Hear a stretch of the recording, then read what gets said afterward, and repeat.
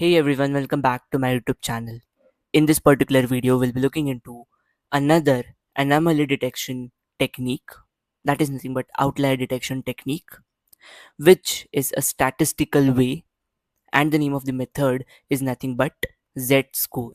Yes, this is one of the mathematical calculating technique through which we could actually detect the outlier. So, without further delay, let's start. Now, let's have a look at the actual overview concept of Z score. So basically, this Z score is nothing but a standard score measuring distance from the mean in standard deviations. So it measures the distance from the mean point in terms of standard deviation. Okay, so as you know that entire data set, whatever, if it is plotted in a histogram or a particular plot, then it is divided in standard deviations, right? So based on that terminology, from the mean point, how much distant it is from the in terms of standard deviations. Through this we could calculate the outlier score. Through this, we could calculate the Z score, and which will be helpful to determine the outlier. So Z score tells us how unusual a data point is relative to the dataset distribution. The formula for computing the Z score is nothing but x minus mu whole divided by standard deviation, where your x is nothing but the individual data value, mu is nothing but the mean of the dataset, and the sigma in the denominator is nothing but standard deviation of the dataset. So ideally, you can see Z score and normal distribution would look something like this when plotted. So your normally distributed data is like this with a peak at the middle. Your mean lies in the between, right? And your entire data set is divided into some standard deviations. So you can see Z equals to -1, Z equals to 1. So your entire data here is one standard deviation below the mean, or if z equals to 1, it is one standard deviation above the mean. Similarly, z equals to -2 is nothing but two standard deviation below the mean, and z equals to 2 is nothing but two standard deviation above the mean. So I hope the significance of this, in short at least, is clear to you all. Okay, so now let's move on to the next details. So that is nothing but how z score detects the outliers. Okay, so first thing to remember that data points with large absolute z-score values are unusual. Just remember this. Okay, so the very critical condition through which we could determine whether a particular point is outlier or not, it is because of these conditions. So if your mod z, that means absolute value of your z value, is greater than 3, if it is so, then it is an outlier. Okay, so if it is more than 3 standard deviation from your mean, that means it is an outlier. So strict criterion is nothing but only 0.27 percentage of normal data. Okay, next, if your mod z is greater than 2, okay, so whatever value you have got for the z score, if it is greater than 2, that means it is possible outlier. Okay, it is not completely making you sure that it is outlier, but it is possible outlier. It is a moderate criterion. It is context dependent. Obviously it depends on the context wherever it is used. So over here you can see the distribution. On the x-axis we have thresholds. Z equals z value is greater than 2, z value is greater than 2.5, z value is greater than 3. The percentage is plotted on the y-axis, 0, 1, 2, 3, 4, and so on. Okay, so if your data value, okay, z score is greater than 2, then in that case these much of data is comprised, 4.55 percent of data is comprised in this particular z score. If z score value is greater than 2.5, so 1.25 percentage of data points lies in this particular region. And if z score value is greater than 3, then only 0.27 percentage of data lies in this particular region.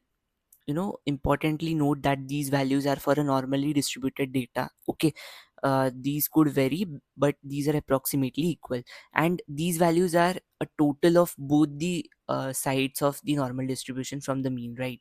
So just have a note of it. So I hope at least to some extent it is clear from z score how you could study things to classify whether a particular data point is outlier or not. Now let's have a look at the step by step outlier detection using z-score. So these are certain steps which we need to follow. First is the computation of mean. Mean is very important in here, mean and standard deviation. Once you compute the mean, how you can compute it? Sum of all the values divided by the total count of the data points. Next, you compute the standard deviation, that is nothing but measure of spread sigma. Once you calculate these two, you can simply compute the z-score of each point. Note one thing, that z-score has to be computed for each and every point. So the formula is z equals x minus mu divided by standard deviation. We already have seen this. Next, we define the threshold. For example, now this threshold is not a static one. You define it for a particular use case. It differs. You define it differently for each use case. So it could be plus minus 2 or plus minus 3. Once you define the threshold, you have the z scores of each value. Comparing these two, you can simply get or flag the outliers. If any z score data point is greater than the z score threshold, then in that case it is an outlier. So the algorithm is also something like this. So I hope the entire algorithm is clear to you all, now that you have understood this particular thing of how we can calculate it, how we can detect it. Now let's have a look at the actual numerical example of this particular z-score computation. So this is our given data set: 10, 12, 13, 11, 14, 12, 100. Okay, the data set contains total 7 values. Cool. According to the algorithm, we have to first compute the mean. So we'll compute the mean. Now, by looking at the dataset itself, you can simply see that 100 is the outlier. Why? Because all the other data points are closer to each other, very closer, and 100 is extreme from the other data points. So 100 is the outlier. But let's prove this or compute it. Let's use the z-score method to compute or detect whether 100 is outlier or not, whether it is able to detect whether 100 is outlier or not. Let's see. Okay, so first step is calculation of mean. So we'll calculate the mean, that is nothing but your mu value. So the formulation is what? Mu equals summation x divided by n. That is nothing but you plus all the points, you add all the points and divided by the total number of data points, that is nothing but 7. So 10 plus 12 plus 13 plus 11 plus 14 plus 12 plus 100 is nothing but 172. And when you divide 172 with 7, you get 24.57. So you have got mu value, that is nothing but the mean of the dataset, as 24.57. This is the graphical representation of it. Your data points lies here, 100 is lying here, and mean is lying somewhere over here. Okay, so now that you have calculated the mean, let's move on to the next step, that is nothing but calculation of standard deviation. So standard deviation formulation is what? Square root of summation x minus mu the whole square divided by n. So over here we have to calculate the standard deviation. For that, let's just break all these into steps. Okay, so first we'll calculate x minus mu, okay, for each data point. Next, we'll square it for each data point. Okay, once we get that, let's proceed with the other steps. Okay, so first x minus mu. So here we have to go for every single data point. So we have the data points on the left: 10, 12, 13, 11, 14, 12 and 100. So you have to subtract the mean value from it. 10 minus 24.57, which is nothing but minus 14.57. Okay, so you have got this. Similarly, you go for the next value, that is 12. X is 12 now. 12 minus mu is 24.57. So 12 minus 24.57 is nothing but minus 12.57. Similarly, for 13, 11, 14, 12 and 100, we calculate x minus mu value for all these data points. Once you calculate the x minus mu, you actually want the x minus mu the whole square. So that is why you square whatever values you have got. Minus 14.57 square, minus 14.57 square is nothing but 212.28. Similarly, minus 12.57 whole square is nothing but 158.0. Similarly, you compute x minus mu, the whole square value, for every single data point. Now that you have got these, you just have to add all this. You just have to get the summation of all of these in the numerator. So summation of x minus mu the whole square is nothing but you add all these values: 212.28 plus 158 plus and so on until 5689.68. You get 6647.69 as the summation value. Once you get this particular summation, next, as per the formula, you divide it by n, that is the total number of data points. Okay, so 6647.69 divided by 7 is nothing but 949.67. Okay, so this is your variance. Okay, we haven't calculated the standard deviation yet. Until this point we get the variance is nothing but 949.67 for this particular case. Now to calculate the standard deviation, you can see in the formula we have a square root sign. So once you compute the value of all this, you just have to take the square root of that. So that is nothing but square root of 949.67, which is nothing but 30.82. So we have got the standard deviation as 30.82. Now for the z-score formula required two things. One is the mean and second is the standard deviation. Now both these things are available with us. Okay, now let's compute the z-score values. So as already said that z-score has to be calculated for every single data point. So again I have created a table over here. So values are like 10, 12, 13. This is our data set values. We have written the mu value and the this sigma value, that is standard deviation value. Next, as per the formula, z equals x minus mu divided by sigma. Will put all the values. Okay, so for the first data point, what is x? It is 10.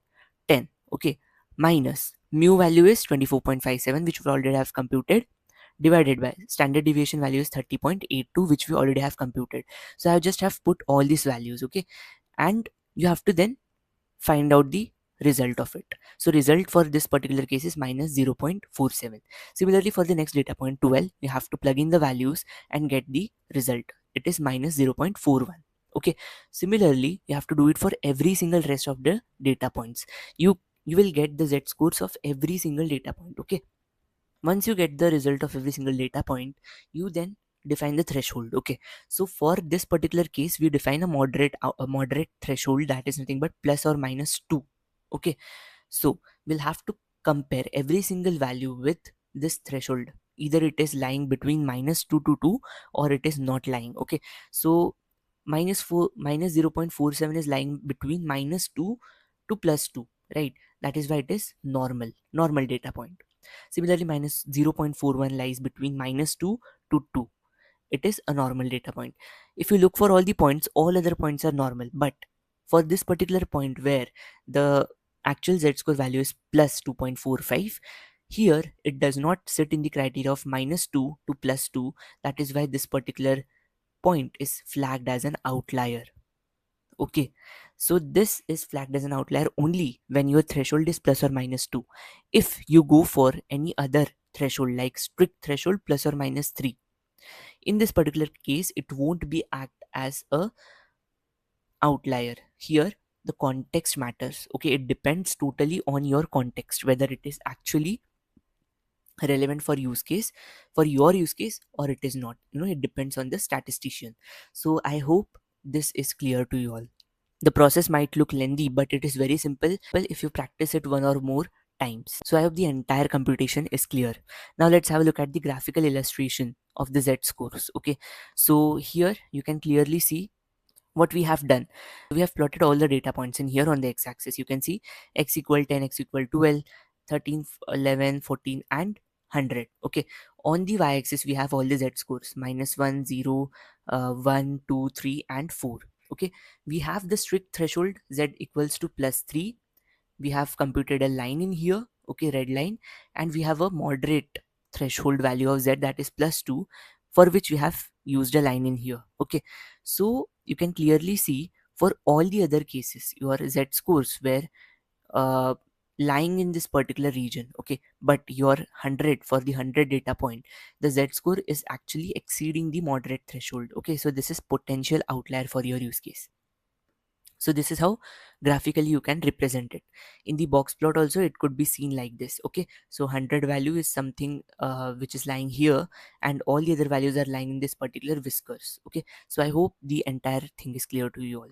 Now let's move on to the pros and cons of z-score method. Okay, so like how we have seen it for the previous method that we have seen, that is the IQR method, similarly we'll see it for the z-score method. So the advantages are, it is simple and fast computation. It is excellent for normally distributed data. Okay, it is intuitive.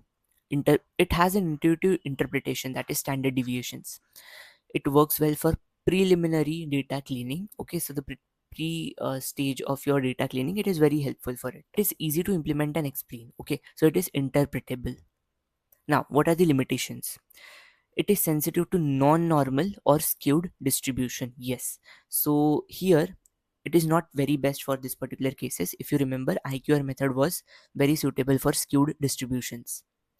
Next, extreme values affect the mean and standard deviation calculation. Okay, so here the extreme values won't hold good. It misses the multivariate outliers unless pre-feature. Okay, next, it is not robust. Outliers influence their own detection, so it is more or less very good for only normally or nearly normal distribution data. So it is clear from all these points.